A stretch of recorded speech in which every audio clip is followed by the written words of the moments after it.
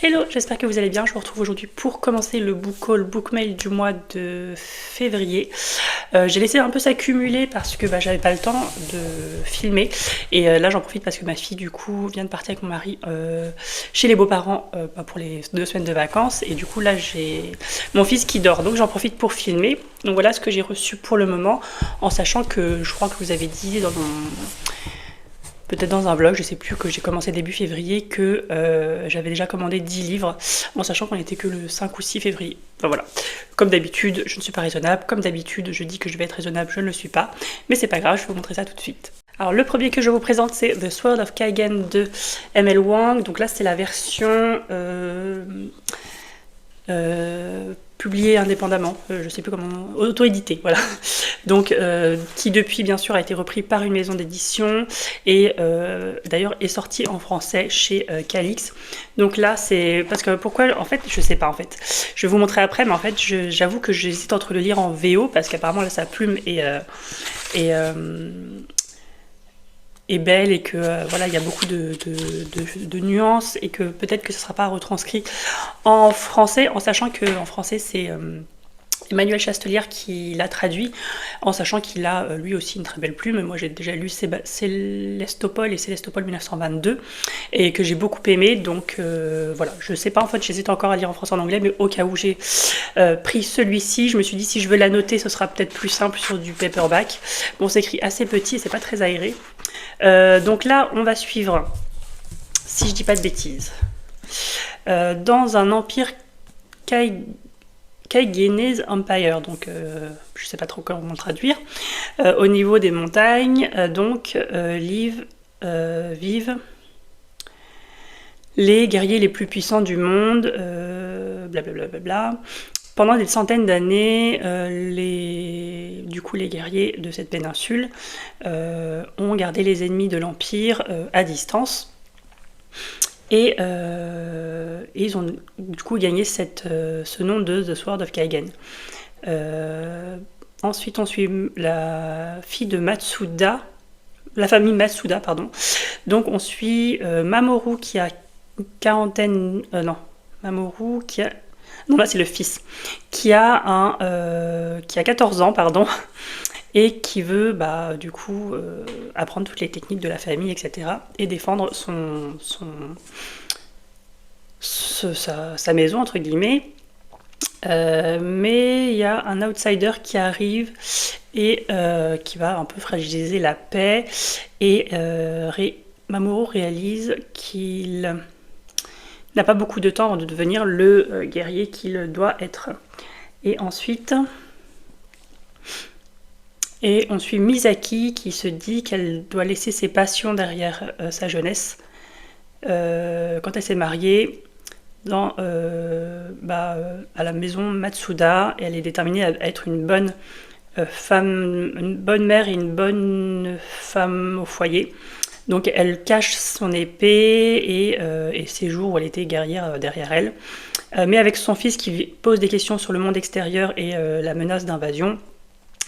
Et son mari qui est très comme ça.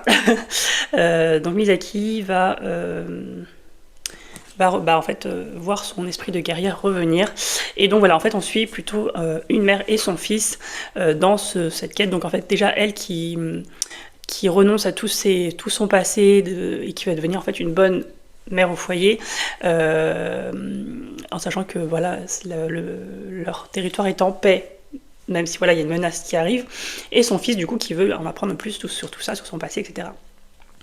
Alors là on dit, enfin il y a un ou une autrice, je sais pas, qui dit que c'est The Poppy Wars, Darkness meets The Last Airbender's Elemental Magic.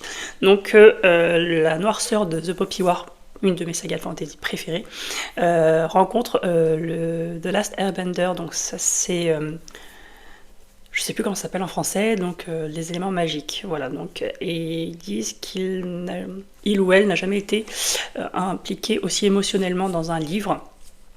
Et voilà, il y a beaucoup de choses qui se disent derrière, mais voilà, j'ai vraiment hâte parce que, bon, alors, il n'y a pas que des coups de cœur, il y a énormément de coups de cœur, je trouve, dans la sphère anglophone, mais c'est vrai que dans la sphère francophone, j'ai vu des très bons avis, mais parfois des avis un peu mitigés dans le sens où parfois c'est un peu long, parfois c'est un peu... voilà, il n'y a pas tant d'action que ça, etc. Donc je pense pas qu'il faille le prendre comme de la epic fantasy. Tout ça pour vous dire que, comme je disais, je ne savais pas si j'allais le lire en français ou en anglais, parce que j'ai commandé la très belle version chez Calix de Sword of Kagan, donc voilà.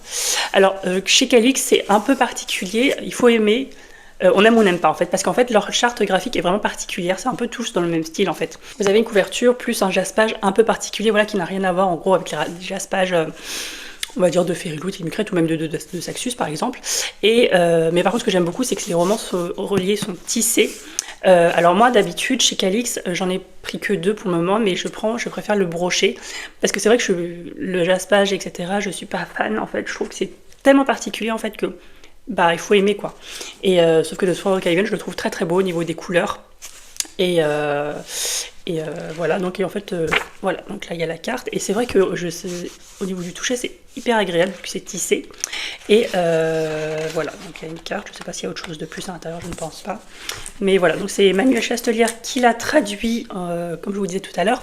Donc je ne sais pas si je le lis en français ou en anglais. Et je me dis, si je le lis en français, peut-être que je le lirai aussi en anglais, histoire de voir la vraie plume de l'autrice qui apparemment quand même vaut le détour. Et voilà, donc j'ai vraiment hâte. Donc soit je le lis en français et je la noterai après dans celui-ci, ou voilà, je verrai bien. Mais je sais pas pourquoi, parce que moi, il y a vraiment les youtubeurs et les instagrammeurs que je suis et qui ont des coups de cœur dessus, ce sont vraiment des personnes à qui j'ai vraiment des goûts similaires. Donc j'avoue que mes attentes sont très très hautes par rapport à ce roman. Et d'ailleurs, j'ai dans ma palle Blood Over Bright Heaven, qui est plus de la Dark Academia scientifique, quelque chose comme ça. Et pareil, j'avais beaucoup de coups de cœur, mais aussi voilà, des avis un peu plus mitigés. Voilà, je pense que ça passe ou ça casse en fait avec cette autrice. Ensuite, je me suis pris Cruel is the Light de Sophie Clark. Donc là, c'est la couverture originale. J'aime beaucoup parce que c'est vrai que ça fait très animé, enfin animation, film d'animation japonais, etc. Ça me rappelle un peu les films d'animation japonais que je regardais quand j'étais plus jeune, on va dire. Et donc, pour vous dire de quoi ça parle, donc ils disent que l'amour peut tout conquérir, mais est-ce que l'amour peut gagner une guerre entre des démons et des exorcistes ? Ou est-ce qu'il va juste les séparer ? Donc, c'est pas vraiment un résumé, parce qu'après il y a beaucoup d'avis. D'ailleurs, là, je vois... Epic is their love, endless is their power. Mais en tout cas, il est très joli parce qu'en fait, il est... je sais pas si vous voyez que c'est un peu... voilà. Au niveau des trucs. Et en plus, c'est en relief, etc. Et donc, là est une carte de la ville, je pense. Oui, c'est ça, parce qu'il y a des résidences, la résidence des exorcistes, machin, l'académie. Ah, j'avais pas vu qu'il y avait... Bah, c'est les versions classiques, pourtant, que... c'est très joli. Et je ne sais pas s'il y a quelque chose derrière, non. Et donc je vais essayer de vous lire le résumé qui est un peu plus court par là. Et comme pour The Sword of Kagan, je vais un peu galérer. D'ailleurs, j'aurais peut-être pu regarder le résumé sur la version Calix. Donc ils disent qu'il y a une guerre brutale entre démons et l'humanité à travers l'Europe depuis une centaine d'années. Ok, donc c'est plus du fantastique. Dans son cœur, il y a 2 soldats d'élite, Selene Aleva, une exorciste puissante qui a été entraînée à l'académie prestigieuse du Vatican, et le soldat d'infanterie Jules Lacroix, qui n'a jamais été rivalisé en bataille. Mais quand leurs chemins se croisent, malgré leur méfiance initiale et leur attraction qui n'est pas la bienvenue, Jules et Selene, alors je pense que c'est Jules en anglais, et Selene découvrent un terrible secret au cœur de la cité divine du Vatican. Jules est forcé de remettre en question, de tout remettre en question, tout ce qu'il a connu, même lui-même. Et Selene, qui n'est pas capable d'ignorer ses sentiments montants pour Jules, doit faire un choix difficile entre l'amour et le devoir. Voilà. Oui, donc ça doit être de... Alors, romantasy, parce que c'est pas vraiment de la fantasy. Bon, après, ça reste de l'urban fantasy. Donc, ouais, c'est plus de romantasy, j'imagine, parce que là, on parle beaucoup d'amour. Mais moi, ce qui m'intrigue, c'est vraiment que ça parle, en fait, de, du Vatican et des exorcistes, en fait, un thème que je n'ai jamais vu, en fait, en fantasy. Alors, peut-être qu'il y en a, mais en tout cas, je suis jamais tombée dessus. C'est un roman qui fait beaucoup parler de lui dans la sphère anglophone, et en plus, il y a une version... Fairyloot qui est sorti. Alors, Ilmicrate ou Fairyloot, un des deux, quoi, qui est sorti. Mais je préfère celle-ci parce qu'on voit les personnages. L'autre, vous avez vraiment en fait la coupole, etc., du Vatican en plein milieu. Et puis en plus, je suis agréablement surprise parce que je savais pas qu'il y avait ça sur la couverture. Donc j'ai hâte, j'ai entendu beaucoup de bien, dont des coups de cœur, pareil pour de personnes que je suis. Ensuite, je passe beaucoup trop de temps, ça fait déjà 10 minutes que je parle, je vous ai présenté 2 livres. Ensuite, j'ai pris The Shadow Cabinet de Juno Dawson, donc chez Calix. Donc comme je vous disais, la plupart du temps chez Calix, je prends... Enfin, la plupart du temps, j'ai juste pris celui-ci et je sais plus lequel, donc en brochet parce que je préférais. Et donc le premier tome, c'est The Royal Coven, que j'ai lu en lecture commune avec Marine et qu'on a beaucoup aimé.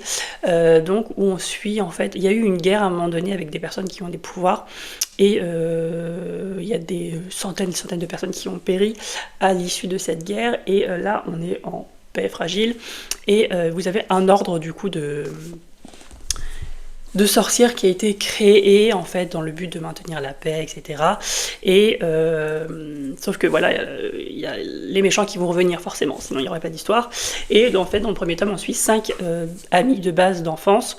Du coup que les années ont séparé ou pas et voilà, qui ont grandi forcément parce que je crois que dans le prologue on les voit petites, donc elles vont passer le rite de passage en fait, et après on les suit après la guerre et elles ont toute une vie, des ambitions, une famille ou pas, enfin il y en a qui ont des familles, il y en a qui n'en ont pas, et puis voilà, c'est vraiment des personnalités différentes, donc c'était super intéressant. En plus il y avait pas mal de thèmes abordés, et donc là c'est la suite, en sachant que la fin de The Royal Coven, voilà, tout ce qu'on avait envie de faire c'était lire le tome 2, sauf qu'il n'était pas encore sorti. Donc j'ai vraiment hâte de le continuer. Ensuite, je me suis pris Un si fragile enchantement chez Big Bang de Alison Saft. Donc j'avais lu avec du coup Marine La chasseuse et l'alchimiste, que j'avais beaucoup aimé. Alors j'avais mis 4 étoiles je crois. Et c'est vrai que on s'était dit qu'on allait lire celui-ci parce qu'on avait beaucoup aimé les premiers. Donc voilà, c'est la version reliée, hein, parce que j'ai la version reliée aussi pour l'autre. Voilà, en fait ce sont des versions sans jaquette. Je crois que l'autre n'a pas de jaquette, hein, si je dis pas de bêtises. Et donc je ne sais plus de quoi parle celui-ci. J'avoue que j'ai un gros trou.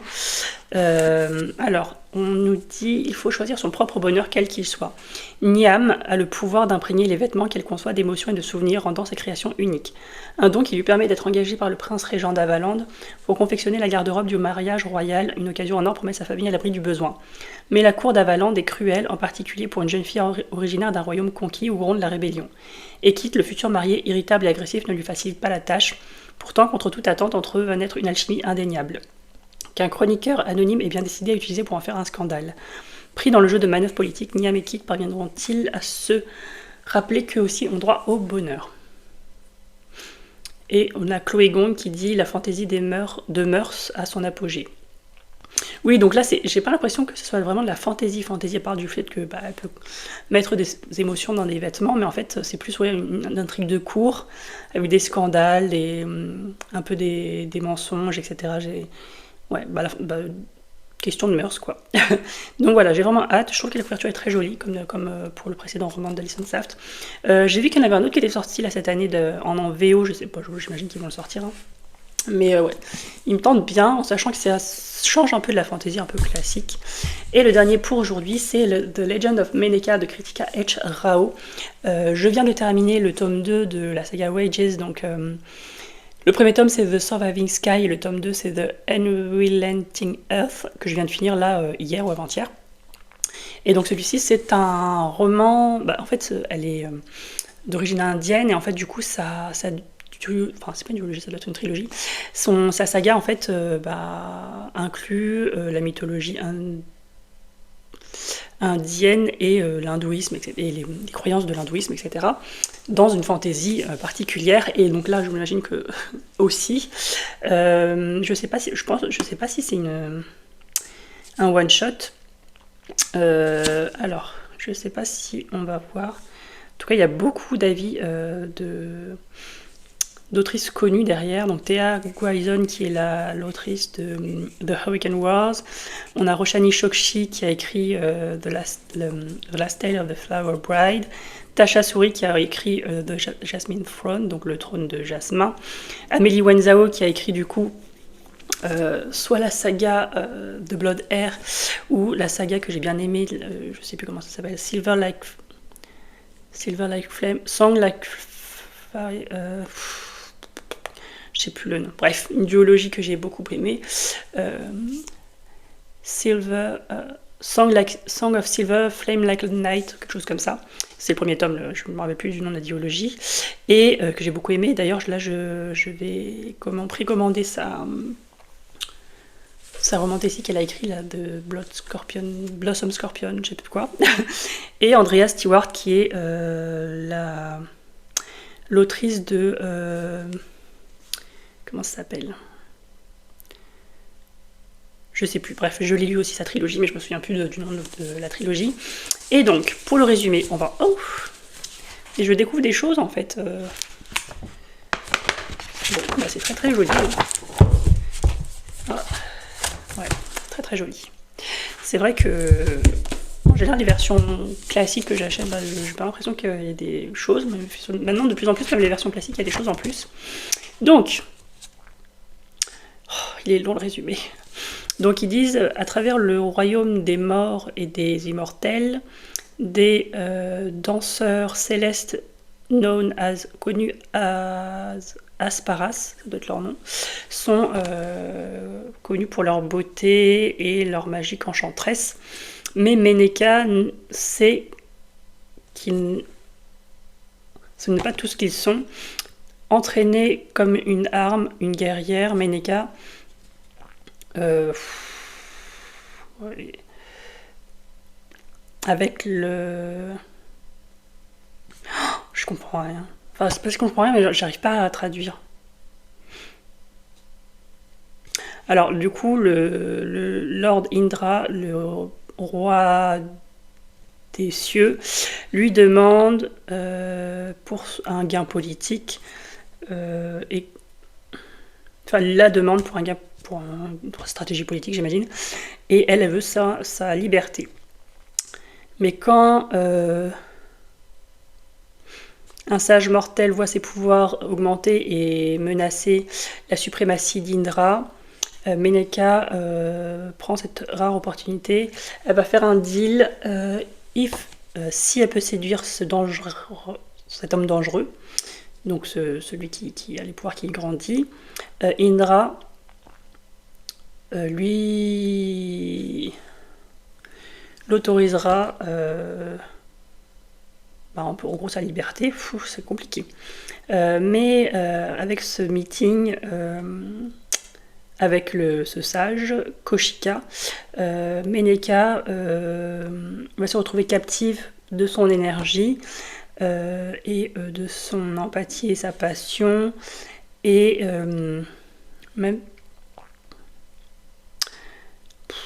est-ce qu'elle va pouvoir le renverser petit à petit, celui qui vole son cœur. Donc elle va essayer de le séduire. Donc est-ce que c'est elle qui va réussir, ou est-ce que c'est lui qui va réussir à la séduire elle à la place? Et il y a une guerre dans les cieux qui se prépare, donc elle devra choisir entre son devoir de protéger son foyer et le sage qui lui montre peu à peu de l'amour. Donc c'est romantique, envoûtant et puissant. The Legend of Ménéka donne un nouveau souffle à la mythologie hindoue. Blablabla. Ah, c'est d'une duologie, parce que c'est this first book in the Divine Dancers duology. Voilà, c'est pour les amoureux de romantécie et de réécriture de mythes. C'était laborieux, mais voilà, ça me fait très envie en fait. Du coup, c'est de la romantécie. Voilà. Donc ça va beaucoup changer de sa saga précédente, qui est plus vraiment de la fantasy avec de la science-fiction et très, très adulte en fait, tout simplement parce que c'est des personnages qui ont vécu, qui ont été mariés pendant 11 ans, qui ont des hauts et des bas, etc. Là, voilà, je pense que c'est vraiment plus de la vraie romantasy, mais avec de la mythologie hindoue. Donc voilà, j'ai hâte aussi. Voilà, sur ce, je vous laisse, en sachant que là, j'ai reçu que 6 livres, mais que j'en ai commandé pas mal, donc je pense que je vais vous retrouver pour un prochain clip, et je suis désolée d'avoir déjà trop parlé. Hello, je vous reprends du coup pour continuer le book mail de février. Donc là, c'est une précommande que j'avais faite. Donc l'oiseau chanteur et le cœur de pierre de Carissa Broadbent, donc c'est le tome 3 des chroniques de Nyaxia chez Bookmark, donc dans la collection Lost Kingdom. Donc romance fantasy, et en fait de base, donc j'avais lu, en fait c'est des duologies, donc là c'est le 3e tome, mais premier tome d'une duologie où on suit un des personnages qui apparaît dans la première duologie. Alors je vous dirai pas qui, ni son histoire, ni rien, parce que sinon ça serait vous spoiler un petit peu, mais en fait dans le premier on suit Oraya qui est humaine, qui a été adoptée par le roi vampire, entre guillemets, je résume grossièrement, et qui va participer au Kejari, qui est une compétition mortelle en fait, où il n'y a que des vampires en fait normalement qui participent, et elle va y participer parce qu'en fait le gagnant a droit à un vœu de la déesse, elle peut lui demander ce qu'elle veut, et en fait elle veut du coup le pouvoir en fait, parce elle a toujours peur d'être bouffée entre guillemets, et en fait elle est faible en fait parce que c'est une humaine et qu'elle vit dans un monde de vampires qui ont des pouvoirs, des ailes, une force surhumaine, etc. Et là on suit un des personnages, je vous dirai pas quoi, mais c'est vrai que j'ai bien aimé parce que c'est pas le vampire gentillet, c'est plutôt des vampires assez sanglants, sanguinaires, qui ont soif de pouvoir, etc. Et puis on va découvrir des petits secrets par rapport à son adoption, pourquoi le roi en fait des vampires a adopté une fille humaine en fait qui était orpheline. Voilà, donc je peux rien vous dire malheureusement, mais en tout cas c'est une duologie que j'ai adorée.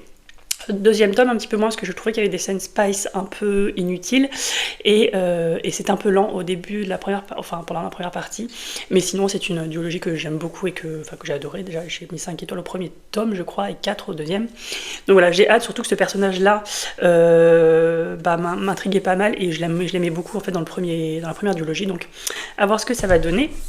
Ensuite, j'ai pris This Time It's Will de Anne Liang, donc il est sorti en français je crois, mais moi je préfère lire en anglais quand c'est des petites romances comme ça contemporaines. Celui-ci c'était donc Soria sur Instagram qui m'avait recommandé, parce qu'en fait moi dans ma page j'ai A Song to Drown Rivers, donc de la fantasy. Enfin je l'avais pris de base parce que la couverture était trop jolie, et après j'ai lu le résumé bien sûr, et en fait je voulais tester parce qu'apparemment elle disait que celle-ci et l'autre aussi qui s'appelle... je ne sais plus le titre de l'autre, mais bon, elle me disait que c'était des romans sympas à lire. Donc elle m'a recommandé, c'est parce que je lui ai dit laquelle, parce que laquelle commençait, mais après elle m'a recommandé celle-ci. Donc là, on a Elisa qui a 17 ans et qui va rencontrer l'amour de sa vie, je crois.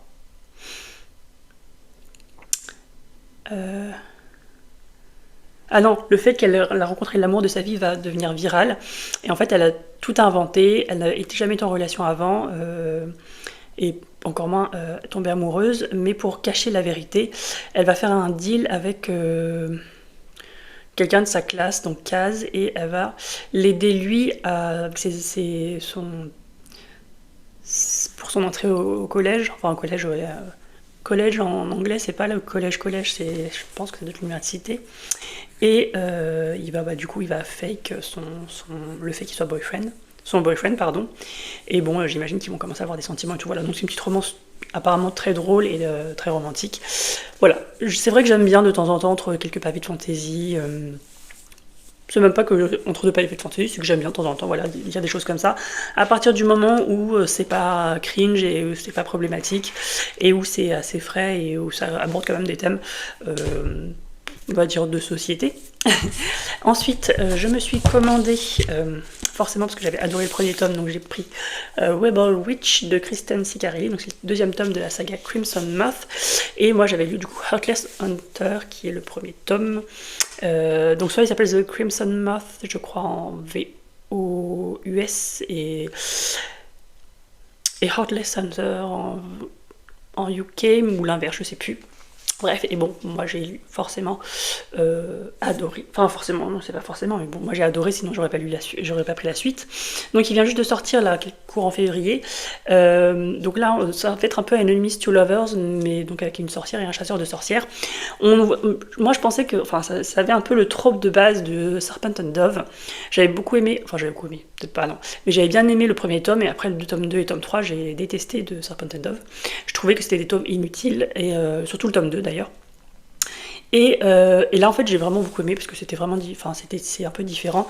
Donc on a du coup, comment s'appelle-t-elle déjà sans vous spoiler, Rune, qui est donc sorcière, et en fait on est dans un monde où il y a des chasseurs de sorcières, où elles sont traquées, etc. Donc elle le cache, et en fait elle est The Crimson Moth, donc en fait la nuit elle va essayer de délivrer ses sœurs sorcières, et donc elle est pas mal recherchée, etc. Et on a Gideon, donc du coup qui est un chasseur de sorcières, et en fait au début ça va être un peu le jeu du chat et la souris. Elle va sortir avec lui, enfin elle va essayer de le séduire pour avoir des informations sur le lieu d'emprisonnement d'une des sorcières, et lui il va tenter de la séduire parce qu'il pense que c'est la Crimson Moth, mais il a aucune preuve, et voilà, et en fait finalement ils vont forcément avoir des sentiments l'un pour l'autre, et en fait la fin c'était vraiment une fin qui dit il faut avoir le tome 2 sous la main. Bien sûr, on ne l'avait pas parce qu'il n'était pas sorti, mais c'est vrai que c'était hyper addictif, c'était prenant, c'était super bien fait, il y avait des moments drôles, voilà. C'est de la fantasy, voilà. Dans l'exécution, très young adult, hein, mais moi j'ai beaucoup aimé, voilà, c'était pas problématique, et surtout la fin était particulière, donc j'avais vraiment hâte de voir comment ça allait se poursuivre au niveau de cette romance et au niveau de cette chasse aux sorcières.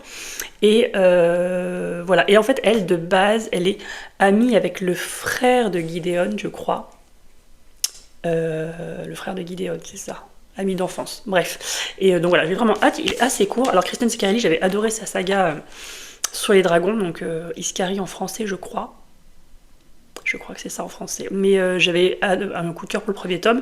Deuxième et troisième un peu moins, parce qu'on partait un peu dans autre chose. Non, il fait un peu plus, il fait presque 450, non il fait 450 pages, donc ça va vraiment plus, c'est écrit gros, enfin c'est écrit gros, ça dépend si vous lisez en anglais souvent, mais ça va pour moi. Et voilà.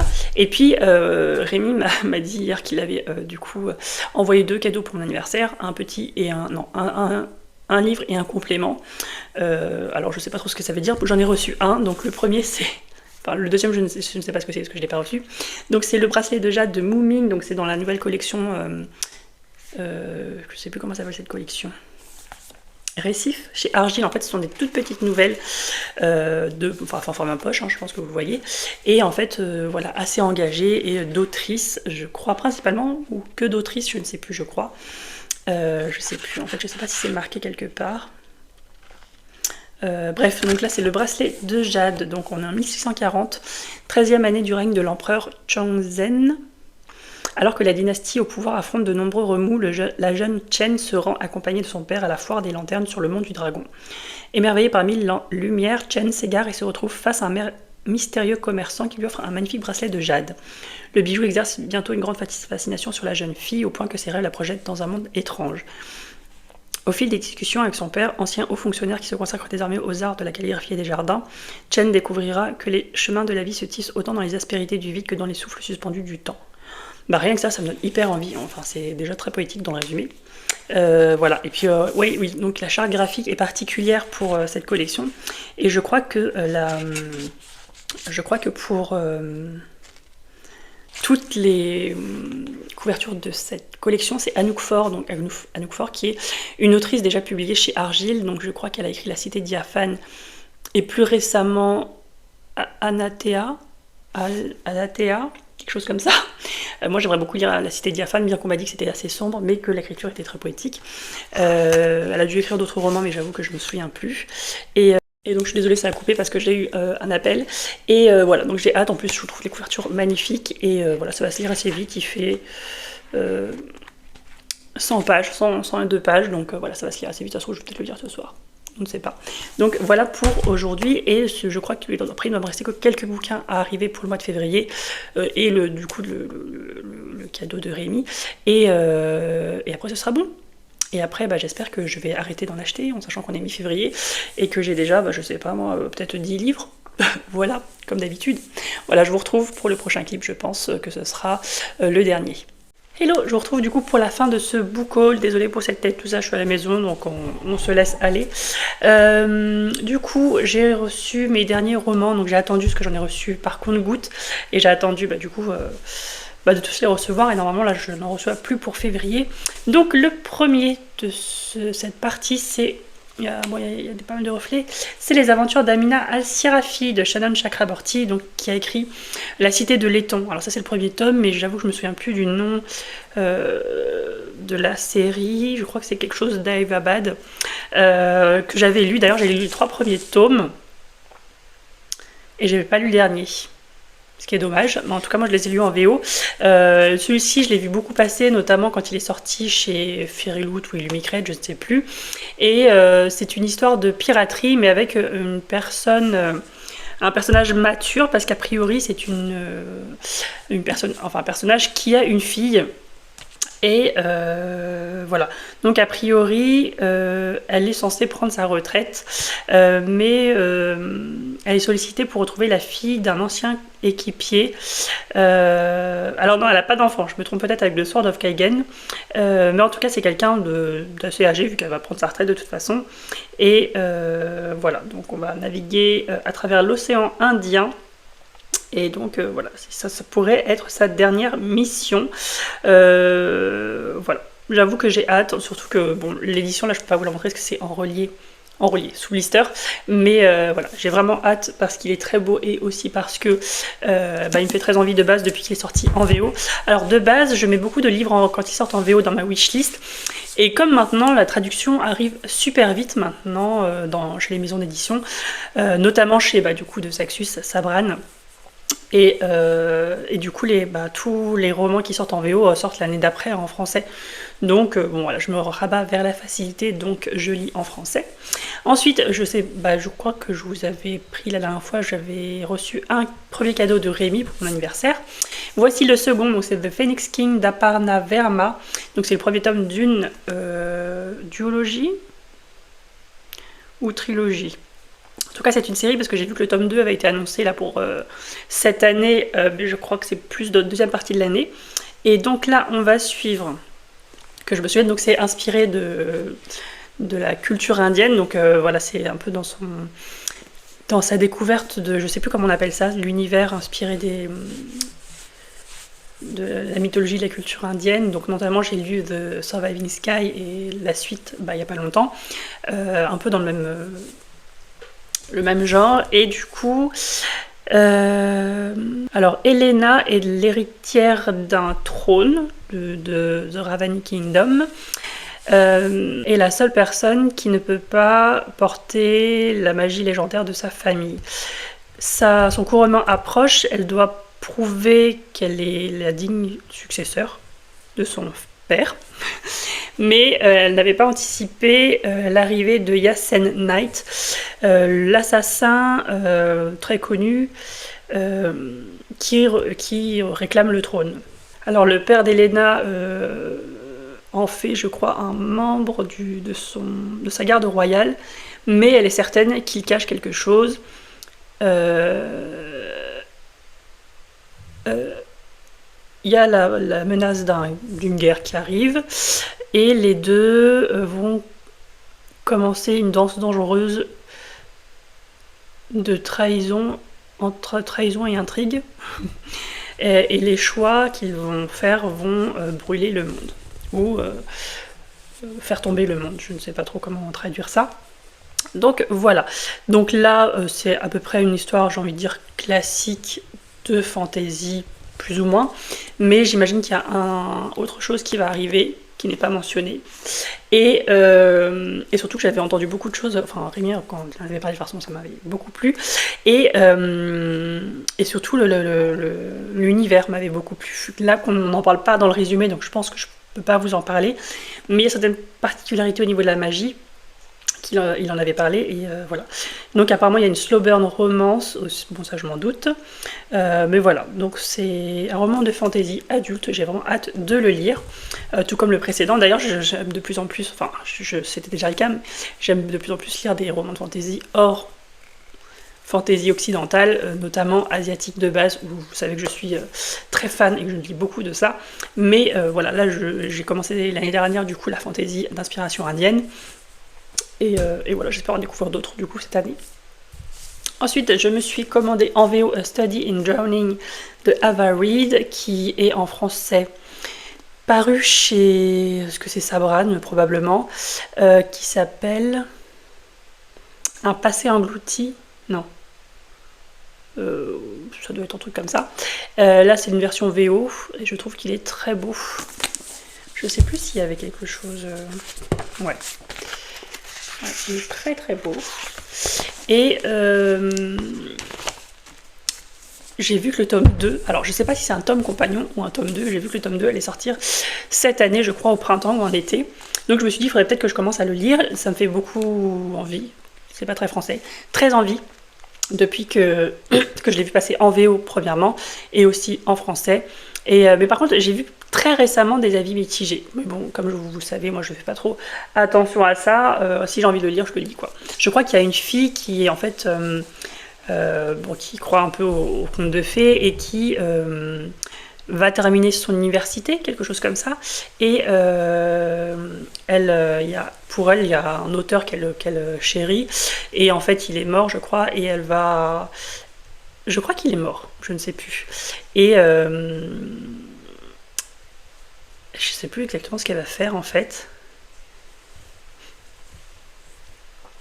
Bref, il y a un autre monsieur, un autre jeune homme qui va venir, et lui, en fait, il va essayer de prouver que l'auteur favori des filles est une fraude, en fait, et qu'en fait, c'est pas lui qui a écrit ses écrits, et qu'il a pas, et que c'est pas vraiment à lui qu'aurait dû revenir la gloire, etc.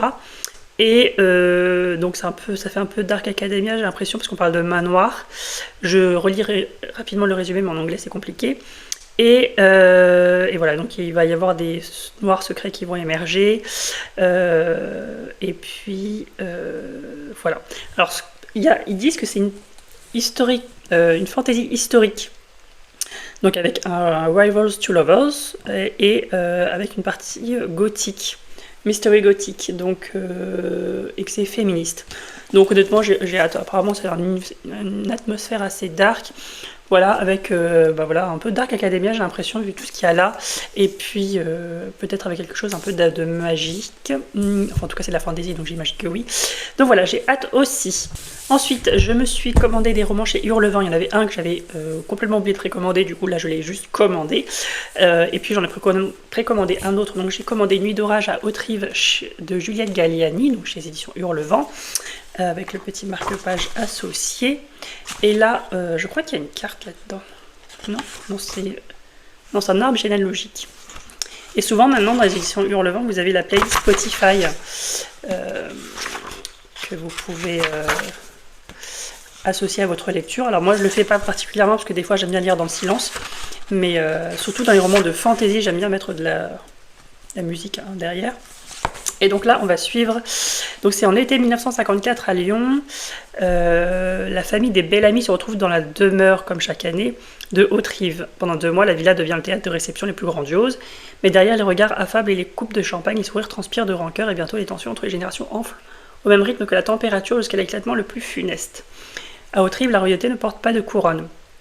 Donc oui, voilà, c'est ça. C'est plus, je m'imagine, des intrigues. Pas de cours, parce qu'on est en 1954, mais des intrigues familiales, en fait, voilà, où les secrets vont ressortir, les rancœurs vont ressortir, etc. Et qu'au début, tout est des faux semblants, l'apparence, etc. Et j'imagine que ça va éclater. Donc, c'est probablement pour ça que ça s'appelle Nuit d'orage à Haute-Rive. En tout cas, j'ai hâte. Et le deuxième, donc, c'est Le temps des murmures d'Augustine Vivant, chez édition Hurlevent. Alors, très récemment, elles ont fait un post, un réel, où elles disaient qu'elles allaient innover, et je pense que c'est normal vu on va dire l'industrie l'industrie du livre et la consommation du livre, qu'au bout d'un moment, elles se sont dit il faut qu'on avance aussi, et du coup elles ont dit qu'elles allaient commencer à faire des jaspages. Donc il n'est pas magnifique franchement ce jaspage. Donc voilà, donc c'est édition Hurlevent, c'est les mêmes livres, même charte graphique, etc., mais avec un jaspage en plus. Et donc celui-ci, c'est le premier de la série, mais je trouve qu'il est vraiment très beau. Et voilà, donc le temps des murmures. Donc là, au résumé, on est en 1950. Alors, Hurlevent, c'est plutôt des romans historiques. 1950, Lucenay-sur-Bienne. Rennes mène une vie paisible dans la campagne jurassienne aux côtés d'Achille et Émile, ses meilleurs amis d'enfance, quand la guerre d'Indochine vient bouleverser la sérénité de son existence. 2024, Dijon. Alors là, on est sur une double temporalité, ce qui est rare. Je suis pas sûre j'en ai déjà lu chez Hurlevent avec une double temporalité. Dijon. Marguerite, jeune étudiante, prépare son doctorat sur la vie des soldats français durant le conflit indo-chinois. Ah oui, donc du coup, ça va se relier. Ses recherches la plongent au cœur de son histoire familiale. Donc ouais, j'imagine qu'en 1950, il doit y avoir des membres de sa famille dont on va parler aussi.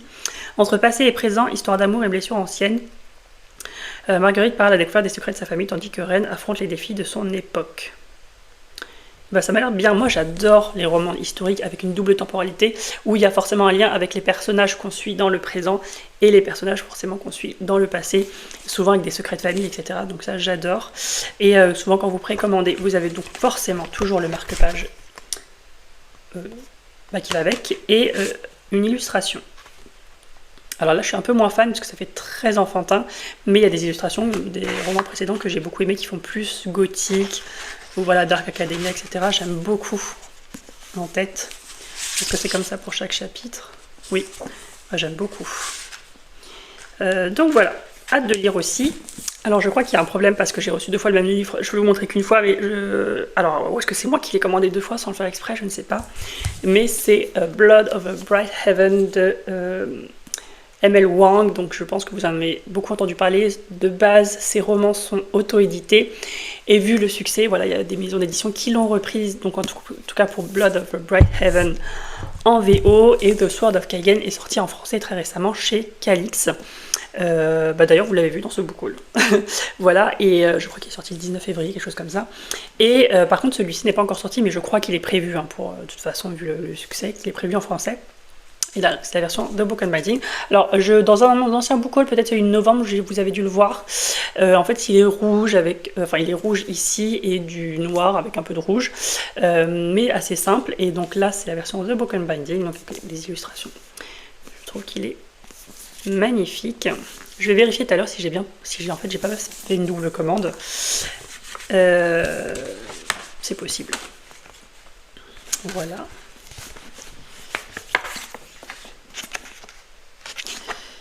Est-ce que l'illustration de l'autre côté est la même? Hop. Et ce qui est bien avec M.L. Wang, c'est que les deux sont des... Oh, non, c'est une autre. Ce sont des one-shot. Voilà. Et donc voilà. Donc pour savoir de quoi ça parle, je ne me souviens plus. Je sais que ça parle, c'est un peu de la Dark Academia avec de la science, etc. Donc là, pendant 20 ans, Siona a... donc c'est... Je ne sais pas qui c'est, a dévoué chaque moment de sa vie à l'étude de la magie, qui a été motivée par son désir de réaliser l'impossible, d'être la première femme à être admise au High Magistracy at the University of Magic and Industry. Donc c'est l'université de magie et de l'industrie, donc lié, voilà, c'est ça, je crois que c'était ça, c'est un mélange de Dark Academia et de science un peu,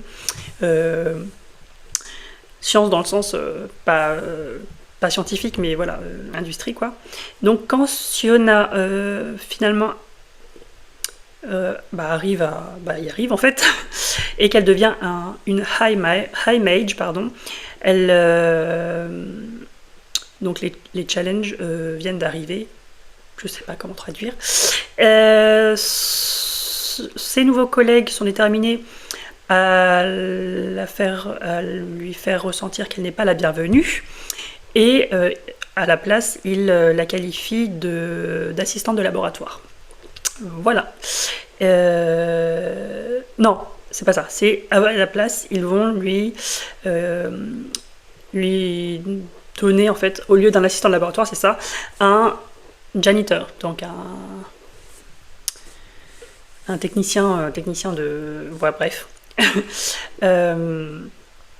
Mais personne ne réalise que cet assistant n'a pas toujours été un janitor. 10 ans auparavant, il était un chasseur nomade qui a perdu sa famille dans un voyage périlleux dans les plaines sauvages de la des plaines sauvages de la cité jusqu'à la cité, pardon. Et maintenant il voit l'opportunité de comprendre les forces qui ont décimé sa tribu, qui l'ont éloigné de son pays d'origine et garder les privilégiés, le pouvoir privilégié. Donc le mage, donc Siona et l'outsider vont avoir une relation fractious, ça je sais pas trop ce que ça veut dire, mais ils vont travailler ensemble pour découvrir un ancien secret qui pourrait changer le cours de la magie pour toujours s'ils ne les tuent pas avant. Et ben ça a l'air vraiment chouette. Ah oui, donc là en fait on voit, je sais pas si là on voit des personnes un peu isolées. Et là du coup la ville, donc là ça doit être les tribus un peu qui sont les non privilégiés en fait, en quelque sorte je pense. Et ouais, je pense qu'il doit y avoir, je crois, il me semble que Rémi avait dit qu'il y avait aussi cette question de lutte, enfin pas de lutte mais de classe sociale qui était mise en avant. Et de privilégiés, etc., de privilèges. Donc voilà, j'ai vraiment hâte, il est très beau, et puis voilà.